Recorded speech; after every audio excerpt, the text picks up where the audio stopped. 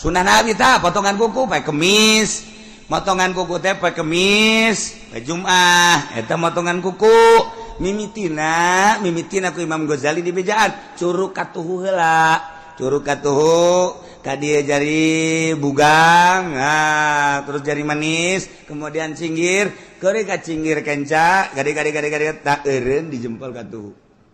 Kitu dititana lamun kos kitu engke milik dareket milik dareket bener sampai sugih teh tina ngeuretan ge hiji poe kemis, nomor gadot cara ngeuretan kos kitu eta mawaan kana sugih.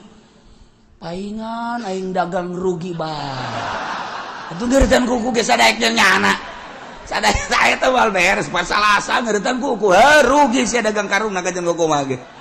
Moal untung, pas Salasa mau usah pake ngeuretan kuku, sial. Pae kemis, pae Jumat, mun pae kemis sapoe, mun pae Jumat isuk-isuk. Geus kuku, kemudian kumis, janggot rapihan. Kitulah sunnah Kangjeng Nabi urang Kangjeng Nabi Muhammad sallallahu alaihi wasallam. Murtad eta qat'ul Islam. Ridah teh qat'ul Islam, jelema nu ridah ngaranna murtad. Ridahna megatkeun Islam. Boh kuniat atawa ku ucapan atawa ku pagawean mantak sing hade ucapkeun ucapan kufur namah boh istihza ngageuhgeuykeun ngaguguyon atawa inad percaya angas inkar atawa i'tiqad dan nekad tah eta ucapan anu ngaluarkeun tina agama Islam nu mun henteu ditobatan disyahadatan deui bakal dikelekep di neraka saumur-umur. Na'udzubillah min dzalik.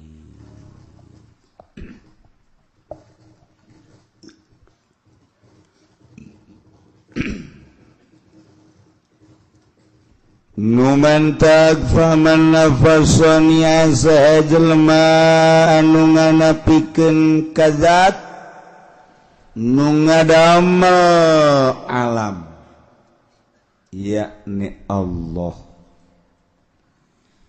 teu percaya bahwa Allah teh pangeran kufur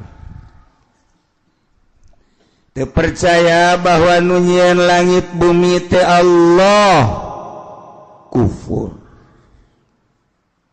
teu percayaeun nu nyieun urang ieu adalah Allah kufur tak sing hade geus tambah dibahas kamari awir rusula atawa teu percaya ka para rasul-rasul Allah nyana ngomong Zaid misalna cak Zaid lam yursilhumullah ja Allah mah pernah ngutus rasul-rasul tah eta kufur kos kitu sing hade urang sing hade pamajikan urang sing hade anak-anak urang ucapan-ucapan nu mengarah kana kufur teh ayeuna mah ambalaya antak sing hade. Hei, jasana can orang Allah ngutus rasul. Ieu nanaonan aya rasul-rasul ja aing sakajah aing mah teu pernah Allah ngutus rasul. Eueuh rasul teh geus murtad lokos itu. Murtad. Aw nafana bunubuwatan nabiyyin atawa nganapikeun sifat kanabian. anu geus jelas manunggeus jelas kafir mah teu percaya kana sifat kanabian Kangjeng Nabi urang Kangjeng Nabi Muhammad sallallahu alaihi wasallam kafir murtad Kristen murtad lain murtad kafir eta Mas Yahudi kafir Katolik kafir Buddha Konghucu Protestan wabah Hindu kafir dipanggang ke di akhirat disate na'udzubillah min dzalik sanajan nyana ka Kangjeng Nabi Isa ge Kristen lain nganabikeun ngarasulkeun nyana mah mangerankeun tepugu-pugu pangeran jajadianan ai meme Kangjeng Nabi Isa pangeran satu.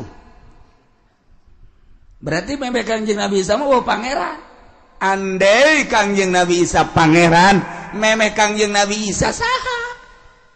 Kok dianggap Tritunggal heran? Tapi keyakinan mah mahal nyana, pinter nyana, gagah nyana, sugih, tapi pinterna kabalinger. Masa manusia di pangeran cenah kasandingan pangeran tadeuy pangeran nyandi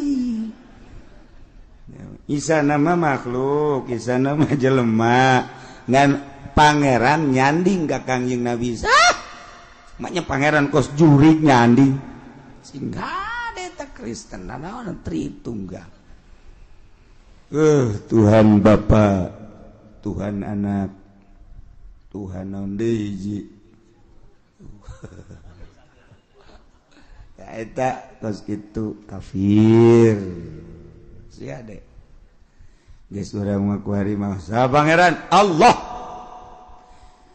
saha nabi maneh Nabi Muhammad titik geus lahirna di mana Mekah terus ngali ke Madinah maot Madinah beres geus nah kitu bae geus lamun aya nu ngaku-ngaku nabi sanajan ngaranna Muhammad misalnya di Cengkareng lain gitu bae geus nya aing mah di Cengkareng nabi lahirna bong aing lah iya itu anak Kongsiun Muhammad anak Kongsiun beres awida'a nubuwatan ba'da nabiyina Muhammadin sallallahu alaihi wasallam jelema ngaku kana sifat kanabian sabada nabi urang aya jelema ngaku nabi cara di Bandung tukang beca si Asep masa ing mah Asep ngaku nabi teu betah ing ngadengen agen nabi Asep tukang beca deui lah kafir dari jelema la nabi ba'di cek Kangjeng Nabi teu aya deui nabi sabada kaula sebab kaula adalah khatamun nabiyyin wal mursalin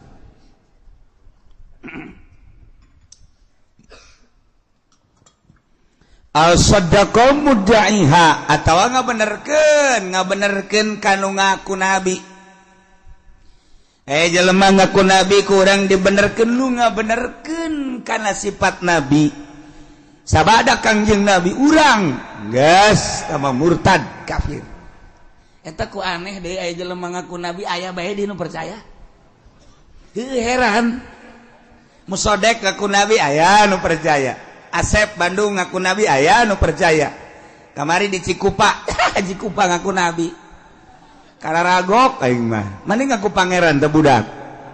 Ngaku nabi di Cikupa. Duh, Masya Allah. Aya nu laporan ka kula. Kiai, bagaimana cenah tindakan kita sekarang? Apa ini? Di Cikupa ada yang ngaku nabi. Biarin. Di Cikupa ada yang ngaku nabi. Masa dibiarin? Biarin aja udah. Pengen tahu udah dia. Pengen tahu ntar kalau ada orangnya suruh ke sini. Mau diapain? Mau ajak saya makan ya sekali-sekali saya makan dengan Nabi dah. Serinana. Jadi babari orang atuh anu ngaku Nabi mah orang ome bae. Orang ome coba datang ke mana mukjizat nanya nah. Ayo coba. Tadi ulah kadi galak-galak ulah nyaho bae titah kadi aja algola atawa ngomong kieu na caki Zaid deh heuy nabi urang mah horeng kulitna hideung murtad sia teh sambarangan sia emang orang berbas An-Nabi sallallahu alaihi wasallam aswadu murtad atawa An-Nabi sallallahu alaihi wasallam amradu atawa An-Nabi sallam gairu Quraisyin gairu Quraisyin hai nabi urang mah lain urang Quraisy murtad berarti ngayakin ke nabi salian aya deui nabi salian kangge nabi urang hoi horenganan pangkat nupang luhur-luhur nama nabi eueuh pangkat nupang luhurna nabi jabarang kurang ditaliti-taliti horenganan anu buat mamuktasabun autun lalurut batuha bisafail qulub horenganan eta pangkat dosa kitu luhurna pangkat kanabian teh besi bisa diraih kurang ku cara ngabersihan hate ku cara ngabeningkeun hate urang lamun geus bersih jasa hate urang ge bisa jadi nabi murtad geus kitu murtad teu bisa dikasap pangkat kanabian pangkat wali ge hayang ngasab pangkat wali teu jadi hayang ngaraih pangkat wali hayang ngaraih pangkat wali sueuh hesena ilmu geus aya di urang nasrib bae mah bisa nahu geus aya jang mubtada khobar fiil fa'il syarat jawab urang nyahokeun tentang hadis atuh bisa tafsirna kitu keneh jeung sajabana dibawa ku urang kana pemikiran-pemikiran tasawuf Imam Ghazali Imam Qusyairi terus Beladi tunato kadieuna Tuan Sabdul Qadir dan lain sebagainya geus nyaraho dibaraca ku Kiai Minhajul Abidin dibaraca ku Kiai Ihya Ulumuddin dibaraca hikam maka malah didiskusikeun hikam teh di universitas mah tetapi mana pibuktiuna nangan sakadar dibiwir ilmu teh we nu datang ka jero hate hayang raih pangkat wali geus sakitu hesena geus jelas-jelas nabi mah teu bisa dikasap nu endeuh ge dikasap pangkat wali pek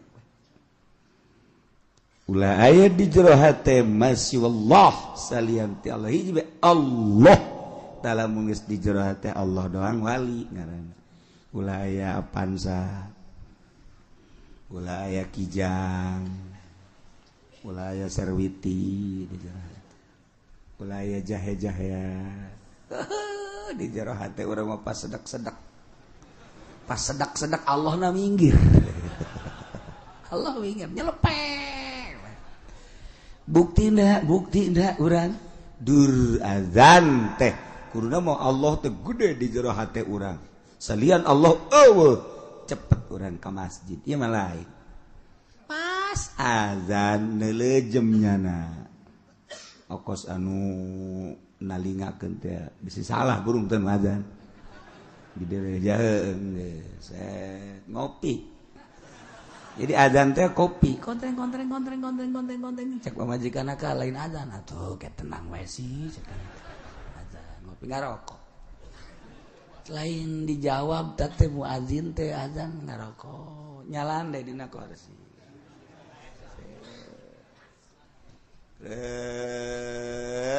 nundutan liwat saja encan ka masjid kene bae atau kamu sholat hendak neuleun motor kudu digosokan heula motor majikan ka lain geus sore ke jika karek jam 1 cek digosokan beres digosokan motor ngopi di kontreng ngarokok deh cek pamajikan agak geus jam 2 dulu kebal kene sajam kene pemajikan mah bagus tah ngelingan bae deres sekali-sekali pemajikan ngelingan salaki isuk pemajikan dieling heuh ulah nonton TV bae heula cenah angel keneh ieu heula sakedeung deui jadi salakina ka dinya deui hei mana tuh nonton TV keneh bae sakedeung deui ieu tah tereang geus sakedeung teh seutik deui mah tah beres wah angel amat ya Kak satu-satu Kak naon eta pas sedap di jero hate teh aya kopi aya rokok aya motor tah eta ngicina nu kos kitu nu hese wali mah eueuhna naonan di jero hatena kuari mah boro-boro nu bodoh kiai na ge geus ngatur proposal eta jauh ka jadi wali tah kiai anu sok nyeunaan proposal buang kawarah tah mah kiai tah boloon bin tolol bin goblok tah mah gitu anak tuh kan utar atur nu kari itu lain hayo micenan penyakit di jero hate ulah aya salian ti Allah tah ieu artina pangkat kanabian mah teu bisa dikasab boro-boro pangkat nabi pangkat wali ge sakabupaten boa aya wau saprovinsi Banten boa aya boa eueuh saprovinsi Jawa Barat boa aya boa eueuh masyaallah nu manta ku urang dizarahan ge Syekh Asnawi sosok wali Allah hayang bae urang zarah kanyana nu manta ku urang dizarahan ge Syekh Mansur Cikadueun sosok wali profil wali manta urang hayang bae Syekh Maulana Hasanuddin Syekh Yusuf diurang teh kajen kuku mage hayang bete bisa dilarang-larang sebab eta mah sinar Allah nyinaran ka urang supaya urang teh ngahijing ke di akhirat mantak zarahna urang sok macem-macem segala ya coba nu boga maksud gara-gara tulis kayak kukula diusulkeun boboh geus wau jasa burungnya nama tuh usul gade nu boga maksud gade make amplop nulis make amplop sian amplopna geus teh mah goblok bin tolol tuh ada rese auhiya ilayya walam yadai nubuatan atawa ngaku-ngaku diwahyuan sanajan nyanan teu ngaku kana sifat nabi alhamdulillah cenah keur penting bae Jibril datang mawa wahyu bapo tapi lamun kakula mah tah aya nu kos kitu tah kiai alhamdulillah keur penting masyaallah Jibril mawa wahyu gede wahyuna segede sakumaha si wahyuna urang mana tah wahyu hayo lalaga bae keke cenah indit sorangan ulah ngaku wahyu ngaku karomah bae ke kula masuk resep jelema ngaku karomah sia ku yang ditanggap ya coba kos kumaha ye karomah ayo coba keke nya ngaleo sorangan ulah sok sambaraga segala ngaku diwahyuan segala naon oh masyaallah cenah teu teureuk dikadek batu ge teu teureuk dikadek cenah bisa hiber manuk ya bisa hiber cenah ieu mah bisa dicai ge leumpang lauk ambalaya dicai ih cenah ieu mah bisa nyil plus teu kadel kuntilanak ge nyiples ulah sahe lain kitu atuh dibere wahyu batu dibere wahyu mah dibere kebenaran berupa syariat eusina di jero bakal mengarah ka hakikat geus moal aya bae geus pokona mah sabada kangjeng Nabi urang kangjeng Nabi Muhammad sallallahu alaihi wasallam moal aya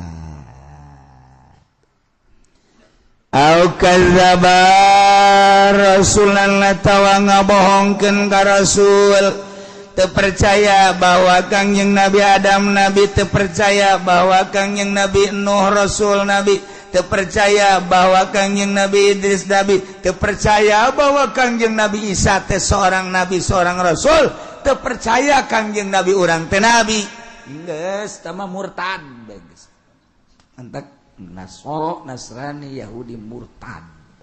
Lain murtad kafir. Awasabahu atawa nyarekanan ka Nabi model kamari Denmark. Model orang Belanda nyarekanan ka Kangjeng Nabi. Eta kafir. Istaqafa bihi atawa ngenteng-ngenteng Nabi nganggap hina ka Kangjeng Nabi. Atawa kangaran Kangjeng Nabi. Ngaran Kangjeng Nabi teh Muhammad, ngaran Kangjeng Nabi teh Ahmad, ngaran Kangjeng Nabi teh Yasin, ngaran Kangjeng Nabi teh Toha, ngaran Kangjeng dina Quran nambala ya ngaran Kangjeng Nabi. Nah, kuari dihinakeun ngaran Kangjeng Nabi. Mendak mun aya ngaran Muhammad, kemudian ku urang dikieu-kieu, terus urang dibalangkeun ka sampah ta ka comberan. Maksud ngahinakeun itu murtad. Ngade eta, masyaallah. Awistakhaffa bismillah atawa nganggap enteng nganggap hina ngahina-hina ka ngaran Allah. Geus bogoh tah ngaran Allah dihina ku urang. Asmaul Husna. Wallahu alladzi la ilaha illa huwar rahmanur rahimul malikul qudusus salamul mu'minul muhaiminul azizul muttaqin sabarul mutakabbir ta eta ngaran Allah Asmaul Husna. Talar ku urang Asmaul Husna. Abengke di jero kuburan pinu ngaran di jero kuburan cacaang Asmaul Husna. Ulah ditulis ditabengkeun bae dibaca tilog ditarar henteu. Ngenderes tage daripada nabengkeun artis mah di imah urang atuh Asmaul Husna nganu bagus dari talar sebab ieu kabeh nu aya di alam dunya moal kaluar ti Asmaul Husna. Mentak walillahil asmaul husna fad'u hatok sebut doa gitu non celuk ku urang Asmaul Husna. Ieu kabeh moal kaluar ti Asmaul Husna. Babeh mun ku urang ditataan hiji-hiji da eueun nu kaluar ti Asmaul Husna. Geus lamun eueun nu kaluar ti Asmaul Husna atuh Allah kabeh mengarah tuh ke jero. Mentak wali Allah teh neule gunung nu kadeuleu Allah, neule langit nu kadeuleu Allah, neule tangkal nu kadeuleu Allah, neule laut nu kadeuleu Allah. Neule segala rupa nu kadeuleu. Sebab naon? Sebab ieu kabeh teh moal kaluar ti Asmaul Husna. Wah, lamun geus ngaji kos kitu bakal resep. Resep kena poho dahar, poho nginum sakali daharna gembul, sakali nginumna loba. Ngan ulah wakaki kituanan. Hayuh bae heula ngaji syariat. Ke lamun geus mantep karak mengarah kadinya engkena bakal poho ka pamajikan, poho ka anak, poho ka perusahaan, poho ka sagala rupa sebab ieu kabeh Asmaul Husna. Mantak aya bahasana beat sumpah setia dek ninggalkeun dunia urang cicing di dunia tapi ninggalkeun dunia nembus dek ka Allah make jalan pintas hayang usul ilallah tataan hiji-hiji tek lamun urang naik bisa cerdas jaheuh horeng Allah kabeh tuh nu mandak bahasana ge ma fi jubati ilallah nanaon di jero jubah kulama iwalti Allah ke kadituna keur deuleunan deuleu Allah mun keur nyekel nyekel Allah. Deurus teh begitu mun keur ngampak ngampak Allah. Berabe kan? Tentu itu pakai bahaya ngaji ka dia sebab Allah kan. Geus can usima ulah waka. Atawa ngahina-hina ngenteng-ngenteng amrihi kana parentah Allah. Atawa kana janji Allah atawa ka ancaman Allah murtad tak gitu teu percaya kana perintah Allah aing mah teu percaya ka salat teh wajib lah salat teh hirup ieu nu penting mah geus bener murtad eta kos kitu salat teh jangan salat gitu bala bener lah geus teu kudu salat ngenteng-ngenteng kana parentah Allah nganggap manfaatna eta salat berarti teu dianggap punyana perintah Allah murtad masyaallah lain setik teh ngomong gitu sih ada orang gak usah ngomong gak batu padahal mah cenah jakula sholat baik puasa terus cenah tapi teu sugih-sugih sia teh daun hubunganna sholat jeung sugih atuh nah eta teh kos kitu gen lah cenah kula mah geus mal ngalaksanakeun perintah Allah lah cek kada teu percaya ja kieu-kieu keneh bae eta murtad kudu maca 2 kalimat syahadat atau terpercaya ke janji Allah teh sorga terpercaya ke sorga atau geus murtad terpercaya ke ancaman Allah di mana urang maksiat kalau bakal neraka terpercaya aing mah ayana neraka murtad ya aing mah terpercaya ka ayana poe kiamat ya tiba heula kiamat beta kiai ngomong ya can orang terjadi teh kiamat bohong teh kiamat murtad geus kudu aja 2 kalimat syahadat ya Allah au jahada ayatan minal Quran atawa angas teu percaya sayat batina Quran mujban ala subut ya anu geus mujba ijba kana tetepna atawa nambahan zada fi ayatan nambahan saayat nekadkeun bahwa eta tambahan teh Quran atau ngurangan ayat geus eta ge sarua murtad masyaallah. Namun baheula Imam Ibnu Hambal Ahmad bin Hambal di kitu naon ngaranna panggil ku raja dipanggil ku raja teh titah nganyatakeun bahwa Quran teh makhluk bahwa Quran teh anyar tetep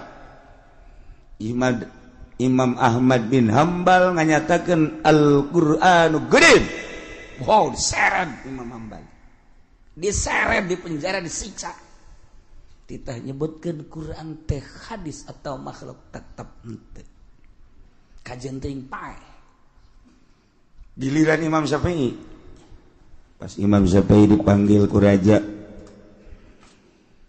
Syafi'i di hadiran kiai-kiai saat eta di Baghdad ditanya wahai Syafi'i kumaha pertekadan anjeun ieu Quran teh makhluk anyar apakah qadim lamun maneh nganyatakeun Quran teh qadim siksa lamun maneh nganyatakeun ieu Al-Qur'an teh hadis salamet mun maneh nganyatakeun Quran adalah makhluk salamet tapi lamun nganyatakeun Quran qadim penjara.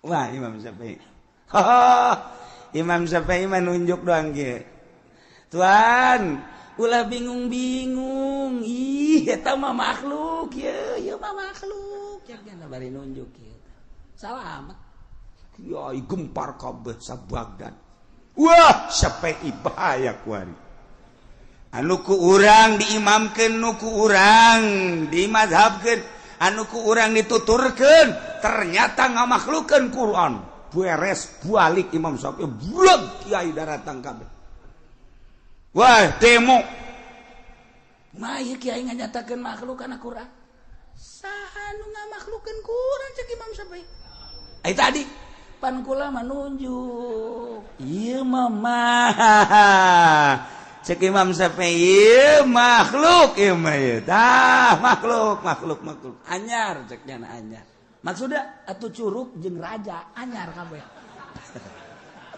jago Imam Syafi'i mah tapi tetep bae kapan aya nu hasu setelah rapat besar-besaran di kediaman Imam Syafi'i oh ternyata ngalojokeun raja atuh aya kieu mah lapor si kiai anu deukeut ka pamarentah tiba-tiba lagi kitu bae boro-boro di zaman kuari zaman Imam Syafi'i ge kos kitu atuh korok komo kuari biasa tah mah atuh biasa kiai anu hayang weh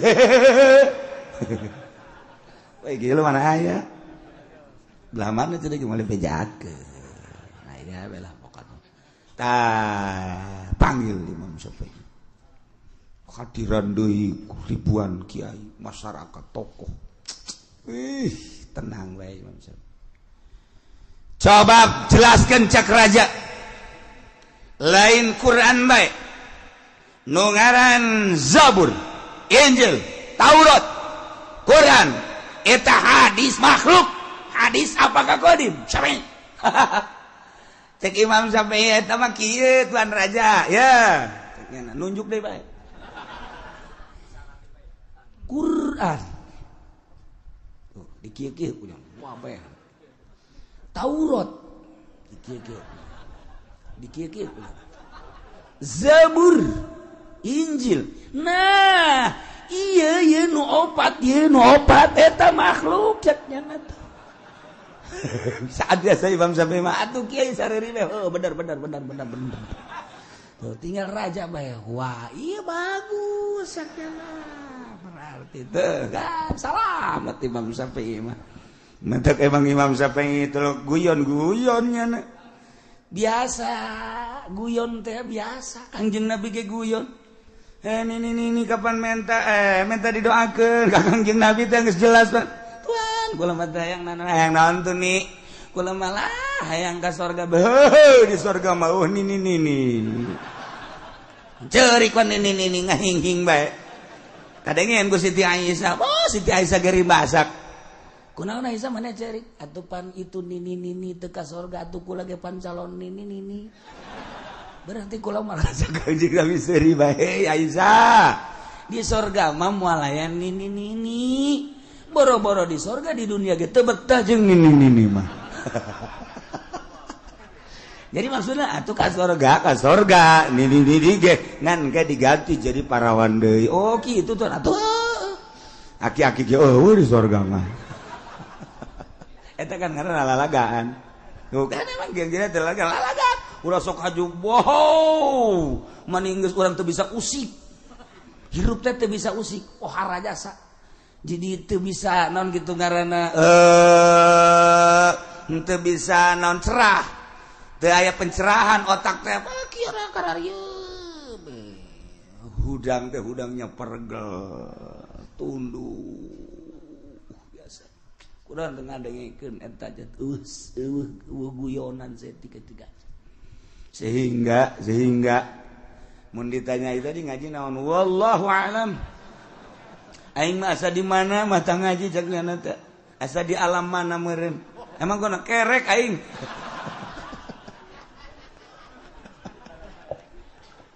Tiba lagi kan. Aya guyon ngan ulah diseja-seja. Namun dia sudah celaka atau geus pembawaan dari cara Gus Dur pembawaan di mana bae atunya guyon bae kajian kuku mah guyon bae Masya Allah emang pembawaan mah teh Kangjeng Nabi gitu guyon sanggeus Kangjeng Nabi aya nu balap lompat teh Kangjeng Nabi nu menang bakal dibere anak onta kaekeun ka anak onta geus menang si eta Tuhan barang dibere ku Kangjeng Nabi gitu kontak bude jasa Tuhan jangan sok ngaheureukeun ka abdi ngalalaga abdi cekeuna teh ngalalaga naon cenah nek dibere anak onta aju ieu gede amat atuh ieu anak onta emang ieu anak anak onta kan geus gede ieu atuh jalain anak sapi nya atuh eta ngaran ngalalagaan mah eta kitu ngaranna jet hebat Kangjeng Nabi mentek ngahiji jeung Kangjeng Nabi waktu naon kitu ngaranna perang waktu ngaji waktu lalagaan Kangjeng Nabi jeung Siti Aisyah emang teu lalagaan Kangjeng Nabi kumaha lalagaan anak cak Kangjeng Nabi Aisyah yuk urang balap lompat hayu balap lompat Kangjeng Nabi jeung Siti Aisyah balap lompat pan indah eta ngaranna urang mah jeung pamajikan teh tegang jasa pamajikan ka urang tegang kanyana tararegang jasa teu bagus teh rumah tangga kitu atuh ayana bae we ditoel-toel atuh kurang we dilangketek atuh we di kitu-kitu atuh nah di luar teh naon tak kitu pajar eta nya mah kitu teh lain tuh kan Nabi teh balap lompat jeung Siti Aisyah. Haju saha nu menang? Meretan sakali Kangjeng Nabi nu menang sakali deui Siti Aisyah nu menang. Ngaranna kan lalagaan. Manya balap lompat jeung awewe kudu Siti Aisyah nu menang. Moal aya satu kali menang Kangjeng Nabi Siti Aisyah ngos-ngosan. Heueuh kula eleh karena isuk balap lompat teh Siti Aisyah nu menang. Heuh kula menang jeung Siti Aisyah. Kuna teh ngabungakeun. Hatung geus pajar heueuh bae ku Siti Aisyah. Menangnya nak. Eta ngaranna lalagaan. Menang saminggu.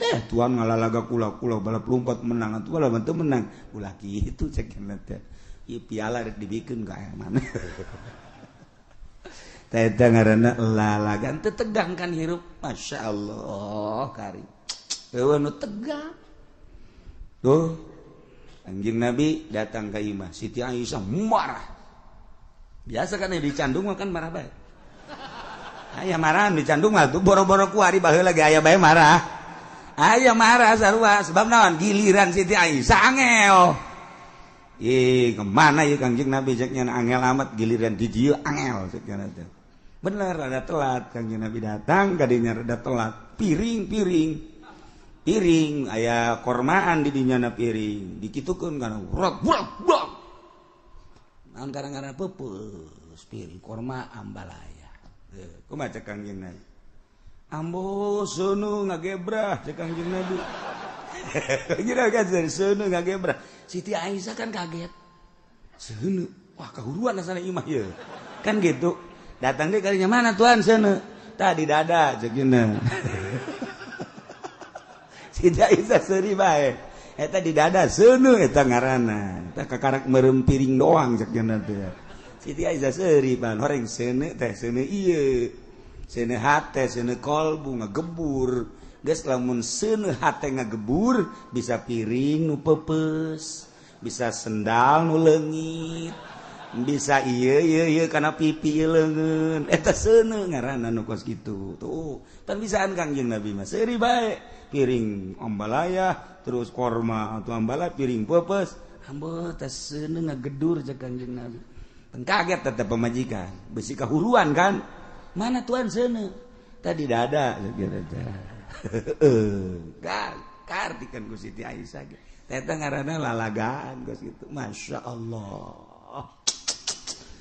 pembawaan masing-masing nu kos kitu mangan mun dijieun-jieun haram haram ta cara Imam Syafi'i cek Imam Syafi'i Zabur dikieu-kieu ku nya kabeh jelema naleukeun Taurat Injil, Quran, nah, ieu nu opat makhluk cekna. Bari kieu nya. Ieu nu opat makhluk. Atuh cak raja makhluk deui bener geus. Salamet baneh geus. Tinggal kiai bae bener sampai bener. Ieu nu opat makhluk cekna. Make otak, Masya Allah. Geus kiai ge daratang deui. Maksud Tuhan Imam Syafi'i naon dia nu opat atuh curug opat makhluk ieu mah tah opat. Itu mah kodim cek dia nanti. Kos kitu jeung jelema pinter mah tuh. Sen mantak hati-hati jeung ahli Allah, jeung ahli hakikat, jeung ahli thariqah. Kadang lain kulit, lain eusi. Gus Dur lalampahan ke gereja. Ji atuh wali Allah loba nu lampahan ke gereja. Ai can bisa ulah heulanan, jang nyana bae. Jang nyana bae heulanan. Loba kene nu lalampahan ke gereja kede anteupeun heula. Heulanan ke urang bakal kapanggih geura. Motifna kumaha ke gereja engke. Mentak ulah ngabesan ngajina. Ieu pelebah ridah mah ieu. Nyeh lantaran ieu kapisah ku ngabesan rugi.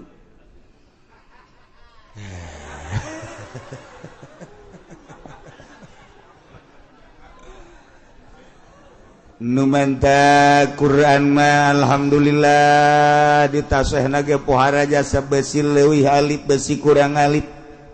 Di samping eta besi aya cetakan-cetakan nu kamari cetakan Dahlan Bandung teh aya nu kurang sababaraha kalimah. Hanya nantaran alhamdulillah di Indonesia loba nu hafizul Quran. Talar Quran ambalaya. Masya Allah geus poharanya tinggal ningkatkeun eusina doang.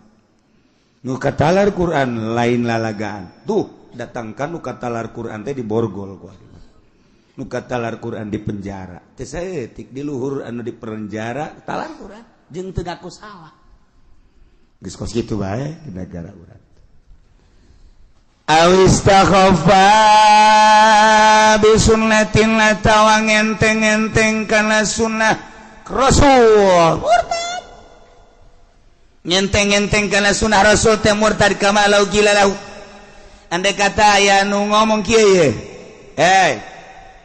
Dengekeun nya kana Nabi sallallahu alaihi wasallam idza akala laika asabi'ahu thalathah. Kayan Kanjeng Nabi di mana barang dahar nya nama make tilu doang tuh. Tilu. Sanggeusna tilu ieu tas daharna dilamotan. Kitulah kaayaan barang dahar Kanjeng Nabi. Tilu nya nomor nu digunakeun teh. Nah, kemudian mantas digunakeun dilamotan. Nah, iyalah sunah Rasul cek urang teh sebab Kanjeng Rasul lagi gitu. Pernah ngomongnya laisa biadabin, laisa ada biadab. Kos itu mah lain adab ceknya na. Emang kunaon? Atuh hiji ngadaharna korma lain sangu. Lamun anu dahar sangu ge moal ku tilu. Geus mah lain adab tah mah situasi bae tah mah kos kitu mah. Murtad eta kos kitu. Sing ada sunah Nabi. Ulah sok make dihela-hela. Tah mah ngadahar pan korma, ini urang mah pan sangu. Tah mah lain adab tah mah. Lantaran atuh kapan lamun tilu bae sangu kieu moal bisa tah mah. Nggak selain adab tah mah teu percaya kurang mah eta kos kitu adab tah mah situasi bae murtad. Lain saya tidak kan ngomong gitu. Sing hade ulah gogoyon. Endek 5 mah 5 bae ngan ulah ngaleungitkeun sunah Rasul. Siapa nuturkeun nuturkeun sunah? Duh, can bisa cek yana. Molos bae ka dieu tah. Teu murtad tah mah kos kitu menyadar ngaranna nyadar. Bisa nurutan Kanjeng Nabi can bisa hese jasa lah geus lah mudah-mudahan dihampura bae tuh mantap baheula mah daharna teh dahar sanguna anu liket jadi bisa dikitu-kitu sanguna teh tuh kan geuna urang lamun parena ulah tongsan tuh eta bahaya teh tongsan budak kore mah teh nyawa ka tongsan asal geus dibere tongsan we sangheuk daharna kita. Teu bisa diemple-emple tongsan mah muruh pul bae. Bear. Nah, lamun geus pare bulu mantep jasa. Bagolo mun ku ari mah ngeunaheun. Geus tah nikmat. Tilu bisa sanggo ge diemple-emple tilu tuh. Nu mantep ku ari aya ti pamarentah teh naon ngaranna? Bulog. Eta pemerintah zolim. Sebab teu bisa make tilu kan. Nah, ieu pamarentah jahanam ye. Nah, orang aing dek tilu ge ku sabab bulog teu bisa. Wah, raja blon ye raja ye. Geus cukup, cak raja panggil. Kunaon sia ngeblon-blon aing? Aing dahar teu bisa nuturkeun Kanjeng Rasul. Gara-gara sia mere bulog aing. Coba ge hese jasa tuh hese. Aing rakyat dibere bulog, aing sia ngeunah bae. Endek ge aing ngeunah, sia teu ngeunah. Wah, ieu mah beuki di penjara bae budak. Ya Allah, ya Rabbi. Awas ya dek, ulah ngenteng-ngenteng kana sunah Kangjeng. Nu mantap kula pernah didebat satu ketika kula muludan moal dicaritakeun di tempat di daerah urang keneh. Daerah urang muludan. Kula nyaritakeun nyiwak. Terus tidak muludan teh nyaritakeun sunah nyiwak, terus poe Jumat teh make jubah putih sakumaha dina riad we gitu.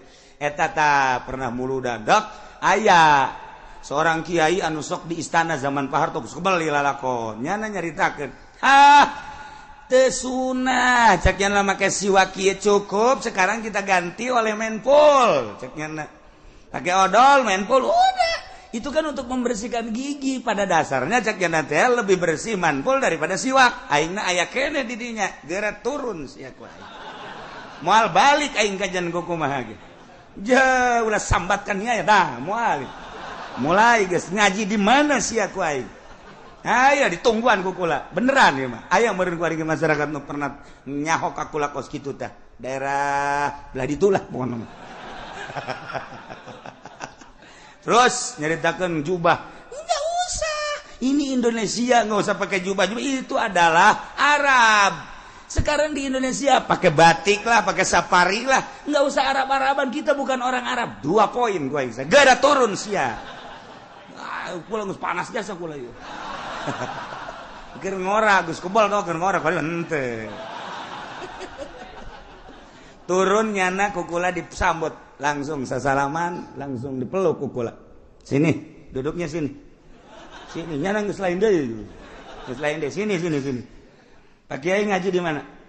Langsung kukula ditanya di forum harita. Nus ditadahar nanti dulu. Dahar ya. Tanya kukula ngaji di mana?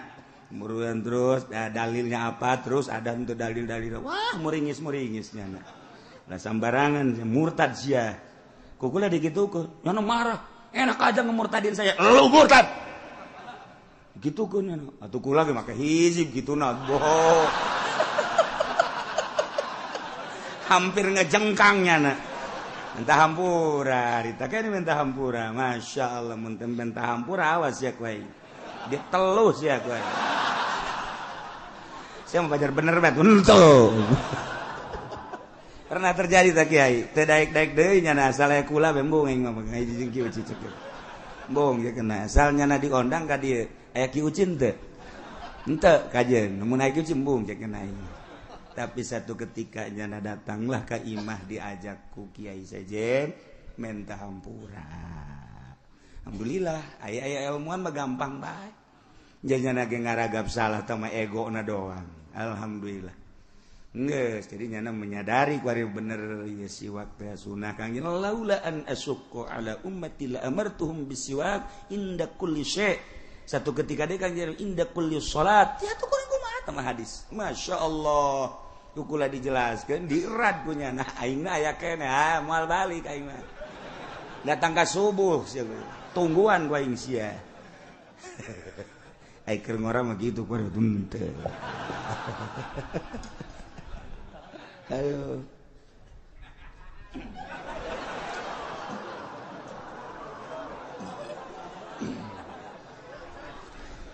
At-tawakkil.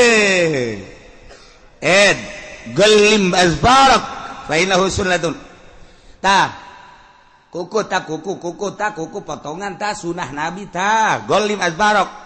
Sunah Nabi ta potongan kuku pakai kemis, potongan kuku teh pakai kemis, pakai Jumat, eta potongan kuku, mimitina ku Imam Ghazali di bejaan, curug katuhu heula, curug katuhu, kadieu jari bugang, terus jari manis, kemudian cinggir, keuri ka cinggir kenca, gade tak eureun di jempol katuhu.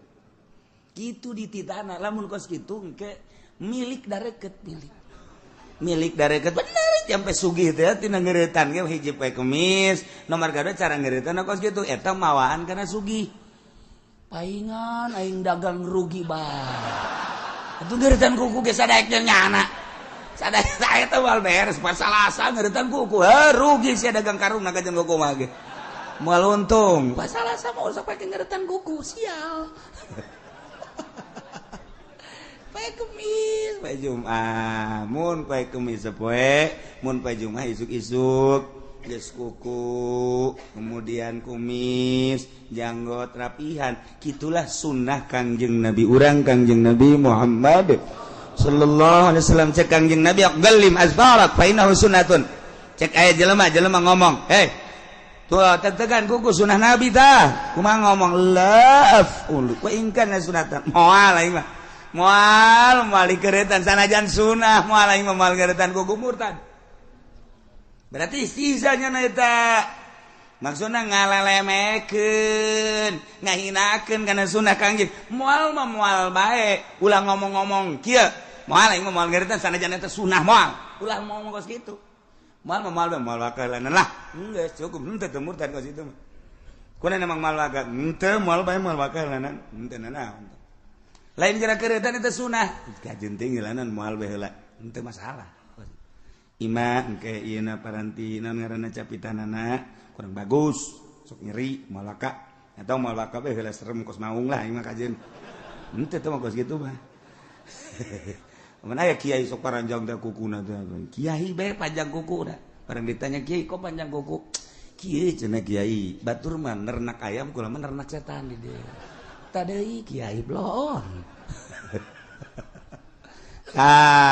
iya ngomong kos gitu teh sembarangan moal kula mah laaf qulu ingkana sunnatan moal motongan kula mah sanajan emang eta sunah moal kajeun kuku bage masyaallah karim eta murtad iyalah ngabohongkeun ka rasul ngabohongkeun ka nabi nyarekanan nabi ngenteng-ngenteng nabi ngahinakeun kangaran nabi ngaran Allah perintah nabi janji Allah janji nabi ancaman Allah ancaman nabi atawa teu percaya ka saayat betina Al-Qur'an anu geus mujma' ala tsubutiha atawa nambahan saayat atawa sahuruf atau ngurangan atau ngenteng-ngenteng sunnah nabi nganggap ka sunnah nabi ngalecehkeun ka sunnah nabi ieu murtad naudzubillah min zalik wa min zalik walanas'alanna alladzina ursila ilaihim walanas'alannal mursalin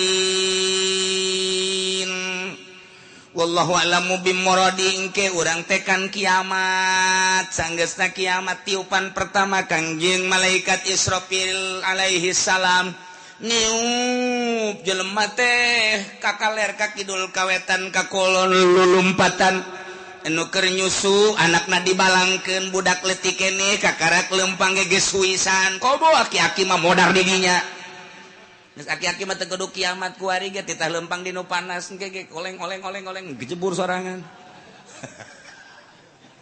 mantak lamun perangnya namang ke ku Amerika ge moal ditembak moalnya naon perang tutut hook senjata nembak nu kieu cek antepkeun lupat sia lupat di kieu doang moal ditembakkeun hook luru aing geus sia budak beladik goplak no kan bener kan paeh cenah mah geus sepira aki-aki atuh teu kudu diangsongan senjata aki-aki mah angsongan sieni urang Lampung ayo saya kena naik paeh di luhur bateung nah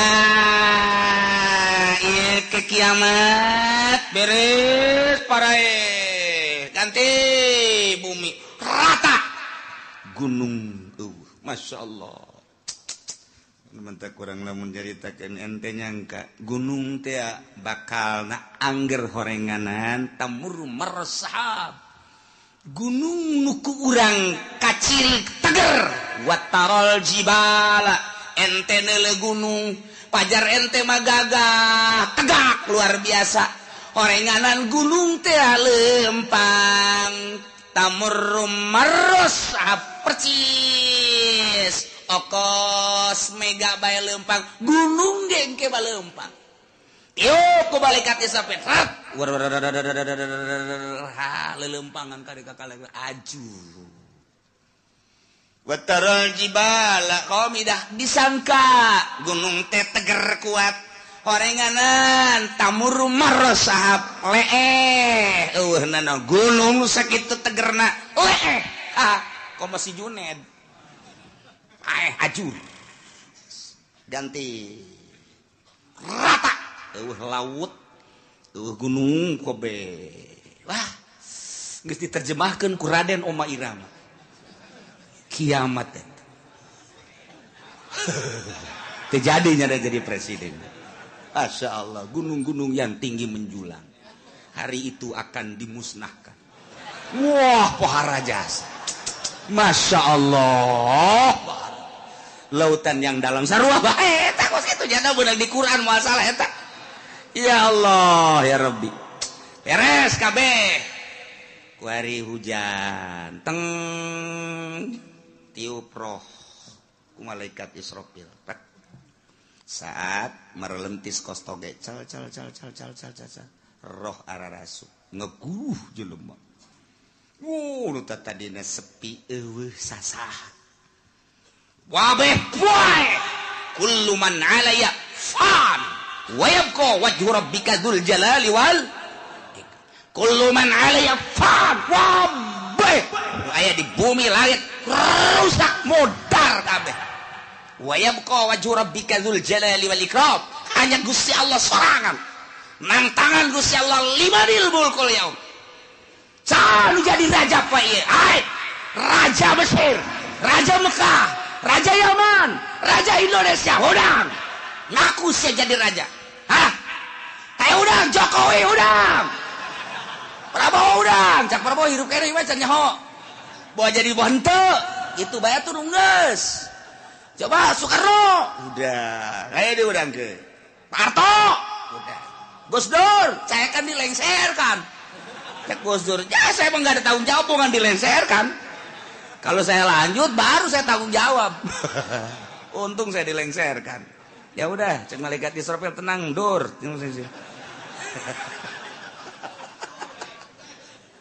Masya Allah. Tantangan limanil mulkul yaum. Geus beres kabeh harirup giring ka mahsyar. Timbang amal. Timbanganana kos timbangan emas. Aya talanjuhan, aya jaruman, aya cecepehan. Cecepeh nu sabelah langit jeung bumi mun dieusikeun ka dinya asup. Nu sabelah deui geus teu kabagian jadi ka dieu geus asup. Ngun ku gede genana cecepeh. Ari nu deuk ditimbangna sagede Juned. Leutik kan. Ku gede-gede amat deuk ningalikeun jeung nembongkeun ka maha kuasaan jeung maha dahsyatan Gusti Allah Subhanahu wa taala. Jelema dikiring di berbagai negara kabeh. Ka mahsyar, di mana letak mahsyar? Letak mahsyar teh Masjidil Aqsa. Berarti di itu boga sejarah, dunia boga sejarah, di akhirat ge boga sejarah. Masya Allah karim. Iyalah, nu deuk dicaritakeun. Rantung jelema kabeh. Malaikat Jibril cicing di tengah. Dihareup Kangjeng Nabi urang. Malaikat Jibril Mikail di belah katuhu. Jibril Mikail Israfil belah kenca. Anjing Nabi dihareup plak. Kumpulkeun ku Gusti Allah. Falanas'alanna alladzina ursila ilaihim wa lanas'alanna al-mursalin. Cek Gusti Allah aing bakal nanya alladzina ursila ilaihim ka umat-umat anu diutus para rasul. Ndek ditanya teh an ijabatihim ar-rusula wa amalihim fima balagahum tentang ijabah ka para rasul jeung ngamalkeun naon nu disampaikeun ku para rasul ka maranehanana. Masyaallah. Di samping umat nu bakal ditanya walanas'alannal mursalin. Yakin kaula nu agung bakal nanya deui ka para mursalin utusan-utusan ditanya anil iblagi tina nyampekeunana. Ya Allah ya Rabbi. Wabah ditanya. Bari pertanyaan teh sabenerna mau walana qusana alaihim biilmin. Yakin kaula bakal nyaritakeun ka umat, ka para rasul. Kula bakal nyaritakeun biilmin dengan kanyaho, jelas nyaho. Wa makunna goibin jeung kaula teu gaib. Teu nyahona kabeh nyaho, ngan tetep ditanya bae. Pan jelema ditanya teh aya nu nanya teh nyaho, nu mantak nanya ge pan teu nyaho mang. Kaula ieu deuk ka Bandung hayu. Ieu jalan deuk ka Bandung jalan mana? Bener-bener teu nyaho berarti. Kaula mudik, ieu milu mudik deuk ka Jawa Tengah, Pak, deuk ka Jogja, jalan ka mana? Lontaran loba jasa, ieu itu Jogja. Ka belah dieu manggih deui Jogja kanan, belah ditu ke manggih deui Jogja kiri. Bingung aing mah ieu. Jogja deui. Belah ditu tek Jogja deui. Isi jalan nu mana? Deuk ka Surabaya ge teu nyaho nanya. Atawa nyana nanya, Pak, ieu teh kula teh rek dagang ieu cara dagang teh kumaha? Ieu modal da sakieu deuk didagangkeunana ieu nyokotna teh dieu supaya teu nyaho nanya berarti. Pak, kula teh hayang kawin. Hayu, hayang deuk nanya bae ieu mah kira-kira kumaha ieu kula lamun kawin. Atuh babari, modalna boga henteu. Ulah bakal hayang kawin sia teu boga modal mah. Nanya teh teu nyaho. Biasana nanya teu nyaho. Aya jelema nu nanya ngan aing mah sabenerna mah nyaho, ngan nanya sote aing mah ngetes bae sia teh nyahoan tante. padahal nyaho ya kos ka budak tanya cek 2 jeung 2 sabaraha geus nyaho nu nanya nama ngan ieu dites 2 jeung 2 cak bapak tolol sia kudu ngabalikeun di ka aing 2 jeung 2 sabaraha cak bapak wah budak blon nih budak mun cak bapak 4 kula 4 mun cak bapak 5 kula 5 aku bacak bapak bae nyaho ye nu nanya nama guru ka muridnya nu mentek nanya teh dites berarti nah aya deui nanya teh ngajejeleh boga anak minta duit dibere tah 1 juta yo meunang saminggu minta deui teh jang anu bere deui minta deui dibere deui geus kalima kali ka dia sia cicing sia dinya dieu hai aing geus sabaraha kali mere duit ka sia bego teu meunang tah anak atuh hitung bae ku bapak ditikem sia ku bapak goblok atuh nyahoeun bapak ge ieu geus mere duit sabaraha kali ngak sudah dipake naon tah duit ieu sia didinya pertama sia ku aing minta dibere kedua dibere aju minta deui dibere tah aing nanya ka sia geus sabaraha kali aing abah ge mere duit ka sia teu meunang teu hitung bah teu meunang jalain kos kitu teh mah maksudna nyarekan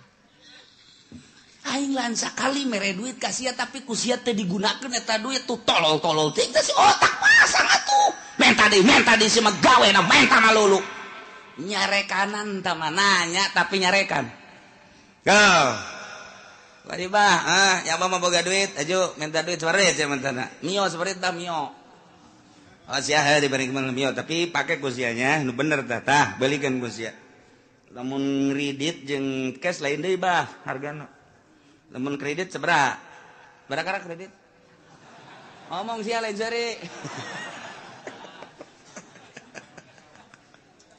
bahkan hese dek beli cash deh di akhir zaman mah kredit bemodel Yahudi teh geus kos karar itu bae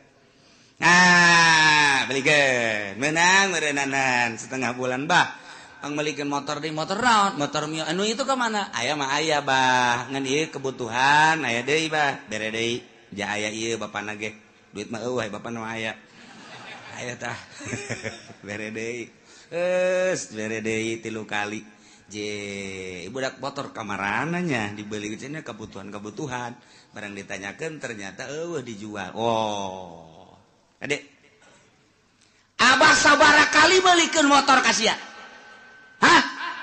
Sabaraha kali? Pak mah nanya nyaun jangan umang meulikeun lagi abah. Man make nanya deuk nyarekan. Nah, ieu ge sarua ye. Allah teh deuk nanya ka umat. Atuh teh kudu ditanya ku Gusti Allah jauh nyahoeun. Ja Allah mah pangeran. Urang turun ka alam dunia Allah nyahoeun, kuari hirup dihirupan ku Allah, Allah Maha Uninga. Kemudian urang kuari ayeuna dibaya pagawean dagang berpolitik atuh Allah mah Maha Uninga kapae urang mah teu nyaho ira bakal pae Allah bagus nyahoeun kok make ditanya tuh urang ku Gusti Allah nanya da deuk nyarekan ka urang nah ieu sia bakal ditanya ku Gusti Allah teu meunang kieu sia ku aing pan dihirupan nah ieu sia harita teh hirup kemudian pagawean sia waktu hirup naon bae cak Gusti padahal Allah nyaho cak urang teh atuh coba bae Gusti ka nyahona tumpahkeun ka dieu wah dikerekem sia ku Gusti Allah teu menang kos kitu nyanggakeun sadaya-daya Gusti paulun Gusti Maha Uninga nah ieu bakal ditanya urang kabeh ditanya urang sebagai makhluk ditanya Kangjeng Nabi lagi ditanya sarua bae urang ditanya tentang naon? Tentang an ijabatihim ar-rusul wa amalihim fima balagahum. Urang teh ngaijabah ka Kangjeng Nabi. Narima kana ka Kangjeng Nabi syariatna jeung ngamalkeun datang ka mana? Ditanya. Zaman Kangjeng, zaman sahabat, zaman tabi'in, zaman para wali, kuari. Junaid maju. Enggak. Zaman saha hirup? Beye. Aing mah lain nanya rajana lain kiai sia nu nyampaikeun amanah para rasul nu nyampaikeun nu tabligh nyampaikeun amanah rasul saha zaman sia abdi harita teh gitu mui abdi harita di kecamatan mah Kiturmudi naiknya ke kabupaten ju naik dinya ke provinsi pernah nyampaikan dibayar nyampaikan mana Mui panggil Mui kuari nyana ngeungeunahana Mui nagara sia sahari tak Mui abdi ayah orang kronjo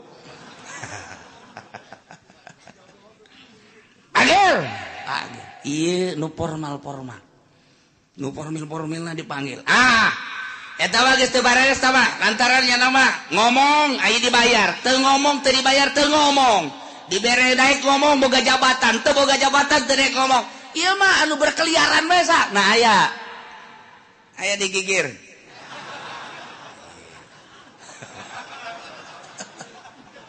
disebutan di Jakarta Kiai anu di kampung Kiai pernah nyampaikan pernah cara nyampaikan aku mah muludan bere duit eta lah lamun dari bere duit ngaco ulah nu eta nu asli nu nyampaikan nu asli saha ayo geura budi bejakeun diangsongkeun ka hareup deui kumaha coba eta urang lamun geus dikitukeun kumaha eta di hareupeun Gusti Allah sia zaman ieu pernah nyampaikan nyana bahwa Nabi akhir zaman Kangjeng Nabi Muhammad pernah kemudian naon nu disampaikan ku manehanana rukun wudu rukun salat dan syariat lah dain sebab bener coba tanya kiaina ditanya deh siapa pernah nyampaikan bener nyampaikan lagi dah bae ai diondang muludan sok diberkatan aya mun teu diberkatan dibuledan moal kadinya deui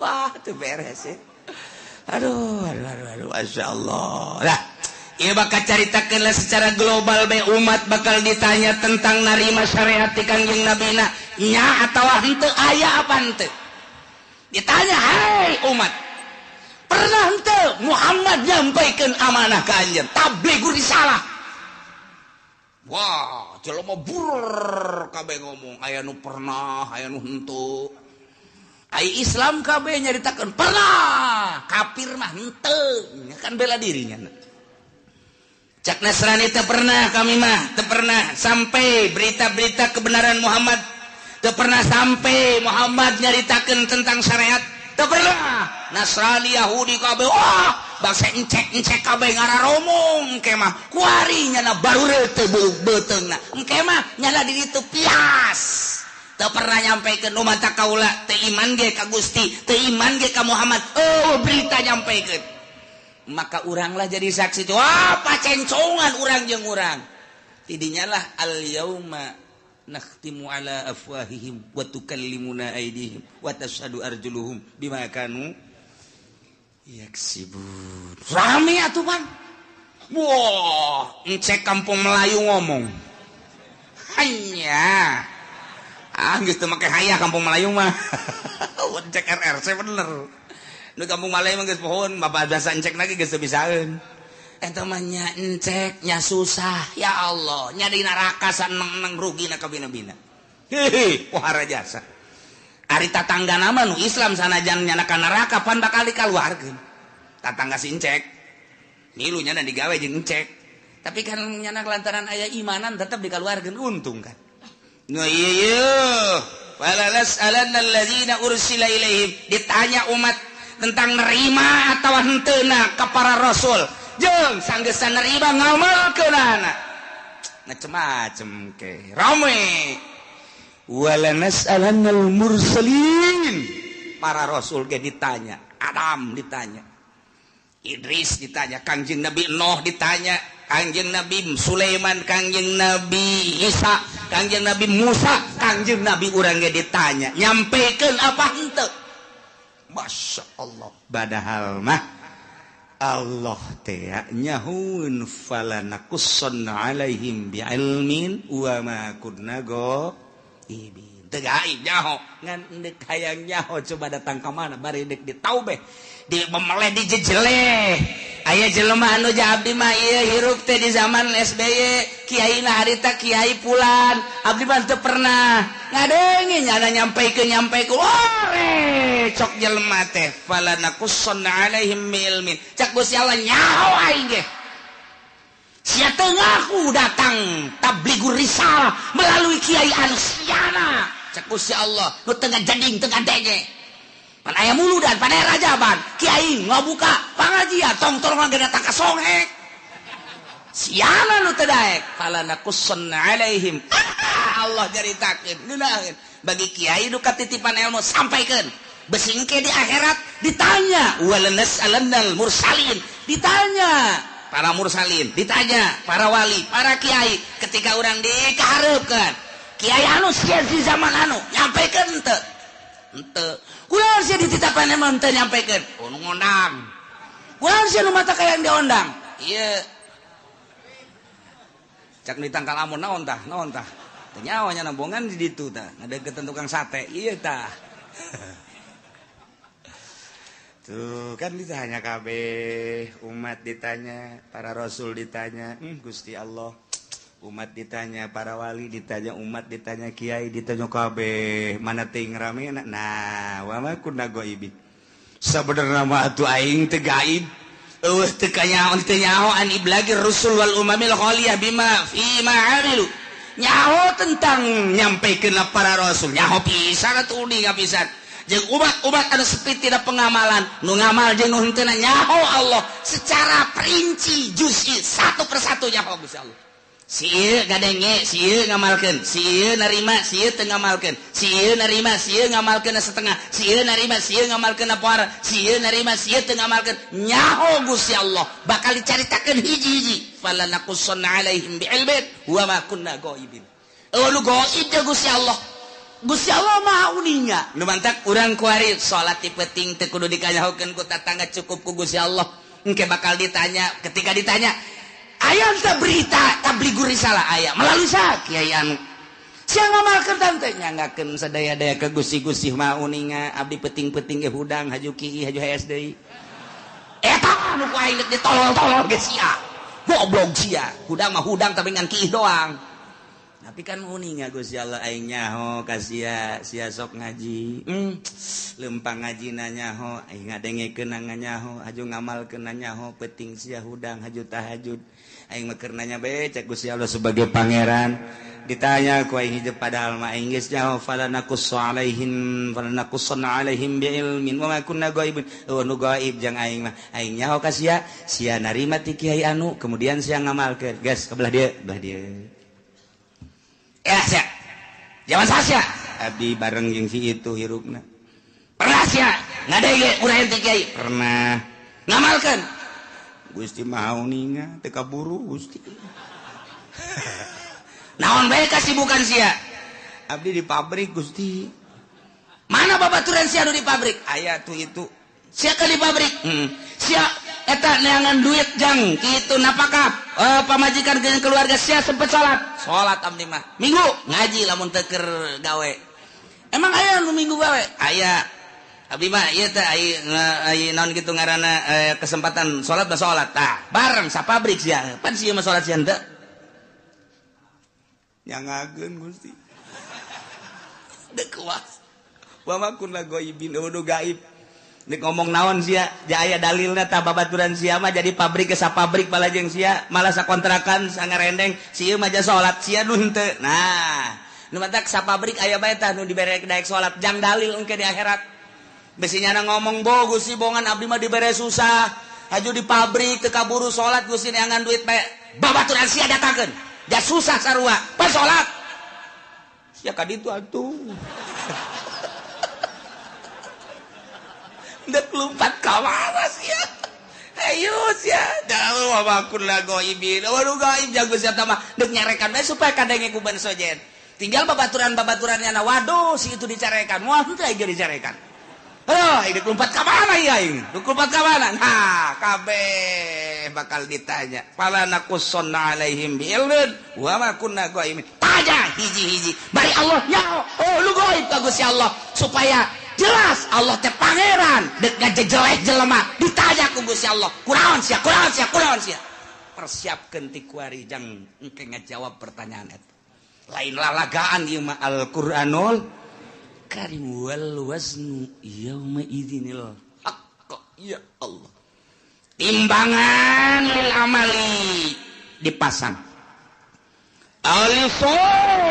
lisohaikiha atawa jang nimbang amal bimizanin lahu lisanun timbanganana aya jaruman wakafat ali aya 2 cangkok 2 mangkok 2 ceceteh kama waroda fi hadis Kanjeng Nabi geus ngajelaskeun ayat 3 hadis tu ngajelaskeun tentang sifatan mizan tentang pertanyaan-pertanyaan jaga maksudnya non timbanganana jelas nu ditimbangna apa jelemana apa amalna apa bukuna eta lah Kanjeng Nabi nu ngajelaskeun aya nu jelas ngajelaskeun Kanjeng Nabi jelemana langsung diayakeun di hadis lain Kanjeng Nabi nyaritakeun jelemana mah tetep nangtung di itu nu ditimbang adalah sohaib buku-bukuna cek sakaol mah lain buku-bukuna amal bae diwujudkeun ku Gusti Allah amal bagus herang bagus caang amal goreng poek jore nu jelas mandek kumaha ge ima urangna wa ima bukuna wa ima amala pan nu jelas apa tetep bae ditimbang-timbang keneh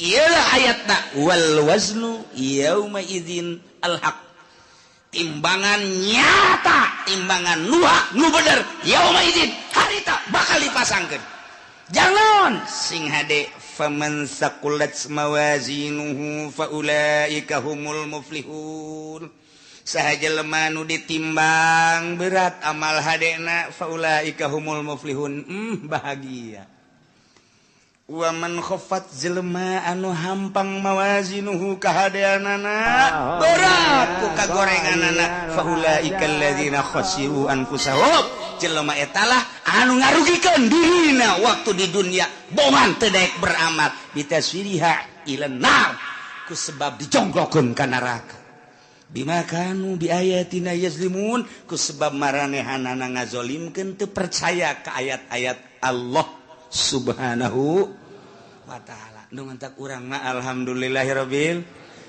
jauh masa urang ka Kangjeng Nabi tapi urang iman ka Kangjeng Nabi Muhammad sallallahu alaihi wasallam jauh jeung Kangjeng Nabi tapi urang ngalaksanakeun syariatna dibabaca ku urang sifat nu wajib di Kangjeng Nabi di para rasul teh 4 urang diantarana kabeleteran kuari tah di dieu bakal ditimbang saurang-saurang malaikat Jibril di dieu Mikail di dieu Israfil di dieu Kangjeng Nabi di dieu cek sakaol Kangjeng Nabi ngajelaskeun timbangan hade nu gede jurusan sorga timbangan nu goreng ieu neraka asal ditimbang let ka dieu ka kenca belah dieu geus tinggal ngagejebur ka neraka asal ditimbang ketay ka belah dieu geus sorga tinggal berangkat ka sorga bae ya Allah ya Rabbi kuari urang teh cek sakaol Kangjeng Nabi ngajelaskeun timbangan teh timbangan qada wal adli ieu timbangan teh timbangan papasten jeung keadilan nu mantap kuari urang timbang diri urang kuari kurang kudu timbang kajujuran jeung keadilan urang geus datang ka mana urang nuturkeun Kangjeng Nabi geus datang ka mana ngalaksanakeun syariat Kangjeng Nabi ketika ditimbang kurang bera rasa aing lamun ditimbang berat mana ieu ti mata bae mata ye lobaan dipake neuleuh Quran apa lobaan dipake neuleuh TV kurang bae timbang kuari ye qada wal adli kuari cek Kangjeng Nabi timbang maneh merenung ceuli lobaan pake ngadengekeun musik apa lobaan pake ngadengekeun urayan-urayan hayo coba hayu apa lobaan ngadengekeun anu hasud ka urang anu ngomongkeun ka urang apa lobaan make ngadengekeun Al-Qur'an hadis kalam ulama timbang ku urang sorangan bari merenung kieu urang timbang ku sorangan bae hayu geura leungeun lobaan pake nyekelan naon ieu leungeun hayu sia leungeun apa nu teas-teas apa nu hipu-hipu sia leungeun timbang ku sorangan urang komo nu geus kolot mah maningan ge beureum mah molotot pegahan engkos kolot dewek ye tinggal nyi hajina heuy mana eta mata kosong amat teu kosong teu naon ngalang layung kitu teh tu dirinya bae heulana eta molotot kitu keur ngarenung ngaji tadi cek kiai aing ieu geus asa di akhirat bae. Ya haji teu percaya karena kuari bae. Kalau ngomong gitu atuh si kiai bener ku sia dikitu-kitu. Dekeran tuh, iya keur ngalamun aing di akhirat teh cek kiai ge timbang cenah amal. Hampura aing haji, dia tukul ge hampura tang geus rada sakitu mah. Kula deui bureun hampura sok nyerekan ka Pak Haji teh mana tuh hampura aing geus dihampura jasa. Mun aing kawin deui. Tah. Pakarak dek bener ge.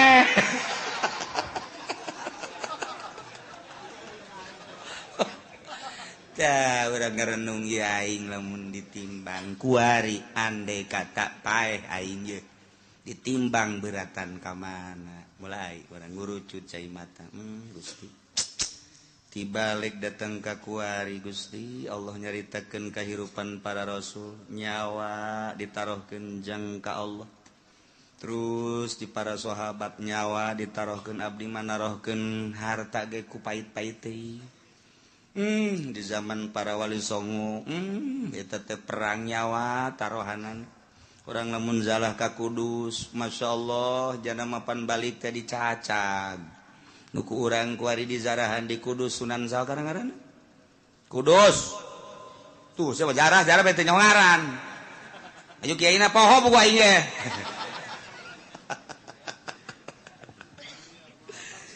tuh eta pan nama perang Sunan Kudus mah perang balik teh pan dibawa teh tinggal nyawa balancak sakaol bapan potong ieu na ge nuku urang di zarahan eta saja persoal di Kudus teh Kudus masyaallah balik nyawa batur menyawa tarohana pakali ilai kalimatillah renungkeun ku urang aing boro-boro nyawa duit ge ku pait-pait teuing ge aya masjid ge butuh ka keramik koop biasa geus sababaraha kali mah haji jamaah haji mah atuh jajan mah aya atuh ieu keramik ge keramik nu sajen heula ke kurang karak aing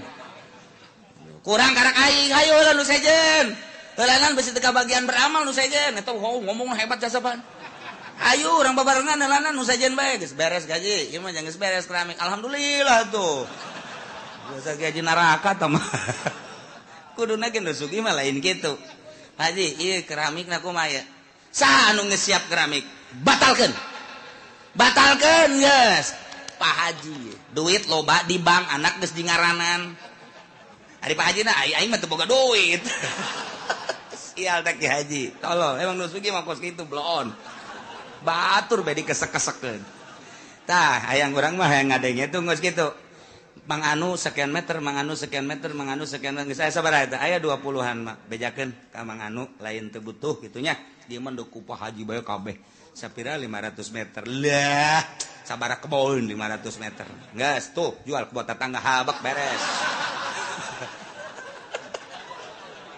oh bener lagi Haji dasar pelit-pelit bae tangeunaheun urang ngadengena bejakeun gas dulu sadaya hampura ieu mah ditarima bae nu sameter 2 meter ngan ke dialihkeun ka nu sejen sebab ieu keramik ditangkes ku Pak Haji anu oh maksudna abeh teu kesel deui cek jada teh ieu mah duitna aya naon teh alhamdulillah atuh nu kami mah geus kanaonkeun bae kan ngeunaheun teh mun aya di lembur nu kos itu ieu mah henteu Pak ayo heula ke kurang aing kurangna sameter eta nu dimaksud ku aing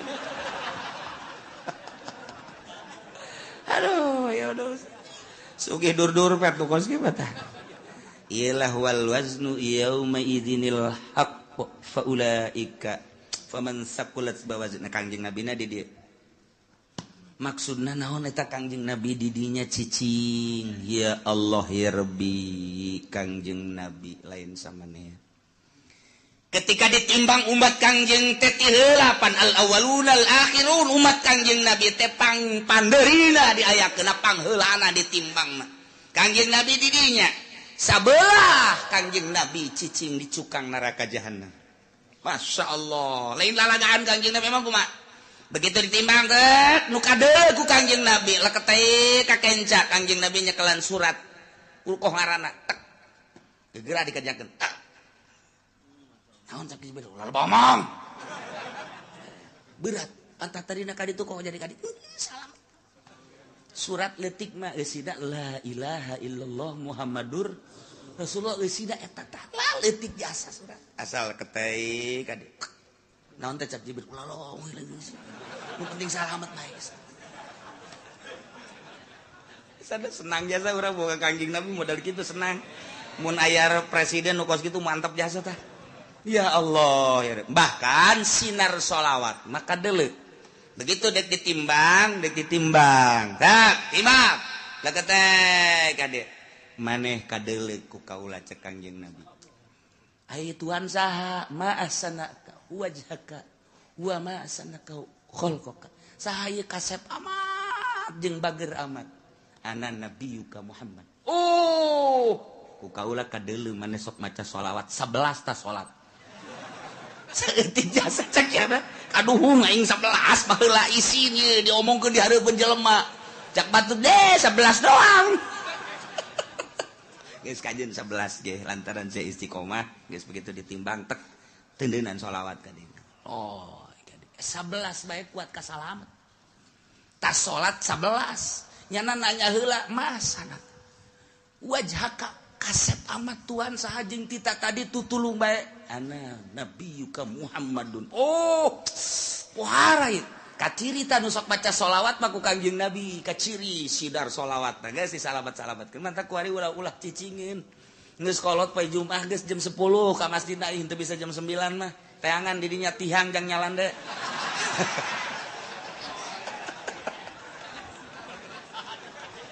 tungtungna lain baca sholawat tasbih ka mana mata ka mana bahkan aya nu nyokot ge tah babaturan tasbih teh nyaho nyana barang hudang aya tasbih aing ka mana lalu atake baca sholawat lah mumpung urang hirup komo nu geus kolot mah ya ingat wal waznu yauma idzinil haqq ya Allah ya Rabbi ingis jasa untung aya Kangjeng Nabi urang Kangjeng Nabi Muhammad sallallahu alaihi wasallam lantaran kabeladianan mah cepet ya cepet limbangna cepet jadi Kangjeng Nabi kan latuh lantaran sorangan limbang cepet lai ka dieu aya anu teu kabagian sapaat kaburu Kangjeng Nabi keur mujuna ka dieu ieu ka dieu dibalangkeun ka ditu kan waduh aing Muhammad bae cek jana aing teu kabagian ya tapi tetap Kangjeng Nabi kadeuleu ku Kangjeng Nabi pas gagolepak ka neraka cekel ku Kangjeng Nabi mantap tulung ka malaikat Jibril salamet ka eta ci atuh teh geus jore cek eta teh jadi itu lagi main simplong melulu ya aya sholawatan cek Kangjeng Nabi sabaraha sia sok maca sholawat ai muludan cek nyana maca tante ente ngadengekeun doang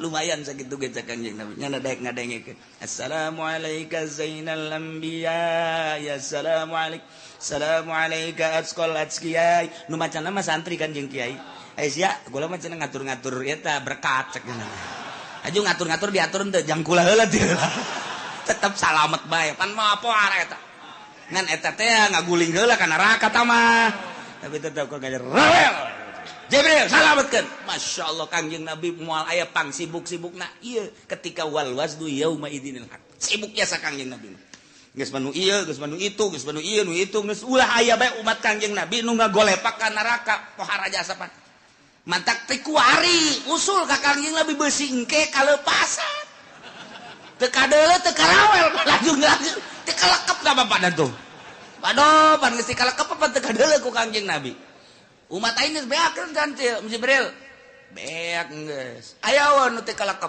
bangonna mah aya pan kita tadi aing sakieu sibukna cek Kangjeng Nabi ka dieu eta lah aya bae coba tang ya tuh bener cabut Jibril cabut sih ti kalekep kunaon kredit cek kira teh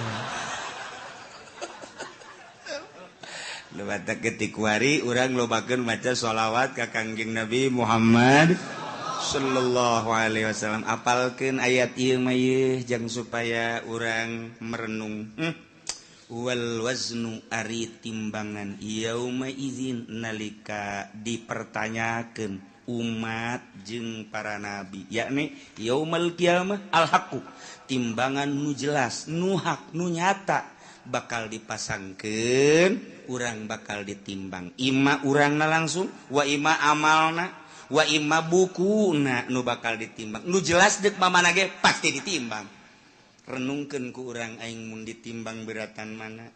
Haju Kangjeng Nabi neuleuh tah henteu ka aing saat eta. Mun urang ditimbang bagus nikmat amat. Ketika orang ditimbang goreng haju Kangjeng Nabi neuleuh tetep ku Kangjeng Nabi diamankeun. Ieu nu rempan mah timbangan urang jorek, Kangjeng Nabi na teu neuleuh ka urang. Apa teh kalekep eta? Tah ieu tah nu dikhawatirkeun beusi ti kalekep doa. Masyaallah. Mudah-mudahan urang kabehan engke katingali ku Kangjeng Nabi urang, disapaatan ku Kangjeng Nabi urang, sehingga urang kabehan salamet di bawah bendera Kangjeng Nabi urang, Kangjeng Nabi Muhammad sallallahu alaihi wasallam.